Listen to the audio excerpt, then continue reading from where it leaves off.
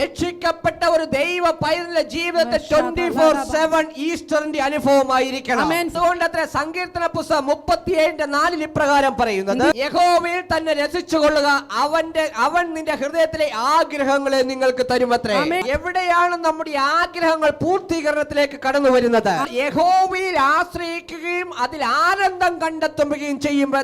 അപ്പോൾ മരിച്ചു കിടക്കുന്ന ഒരു യേശുവിൽ നമ്മൾ ആശ്രയിച്ചാൽ അത് നമുക്ക് സന്തോഷം പകരുന്നതല്ലത്രേ. ഇല്ലെങ്കിൽ യേശു ജീവിതത്തിൽ ചെയ്തു കാണിച്ച പ്രവർത്തനങ്ങളെ നമ്മുടെ ജീവിതത്തിൽ നമ്മൾ കണ്ടിന്യൂ ചെയ്യുന്നുവെങ്കിൽ അത് നമ്മുടെ ജീവിതത്തിൽ സന്തോഷത്തെ പകരുന്നതല്ലത്രേ. ന്യൂസുകളിലെല്ലാം നമുക്ക് കാണുവാൻ കഴിയുന്നു, വലിയ മരക്കുരിശും തോളിൽ വെച്ച് മല കയറുന്ന അനേകരെ കുറിച്ച്. അവർ അത് ചെയ്യുമ്പോൾ യേശുവിനെ വീണ്ടും ക്രൂശീകരിക്കുകയത്ര ചെയ്യുന്നതെന്ന് മറന്നു പോകുന്നു. എന്നാൽ നമ്മളോട് ദൈവം പറയുന്നത് ഇപ്രകാരം അത്രേ, അവന്റെ ക്രൂശീകരണത്തിൽ നമ്മൾ രസിച്ചു കൊള്ളുവാൻ അത്രേ പറയുന്നത്. നമ്മൾ ആ ഒരു മേഖലയിലേക്ക് നമ്മുടെ ഹൃദയത്തെ കൊടുക്കുന്നു എങ്കിൽ അവൻ നമ്മുടെ ഹൃദയത്തിന്റെ ആഗ്രഹങ്ങളെ നൽകി തരുമെന്ന് വചനം പറയുന്നു.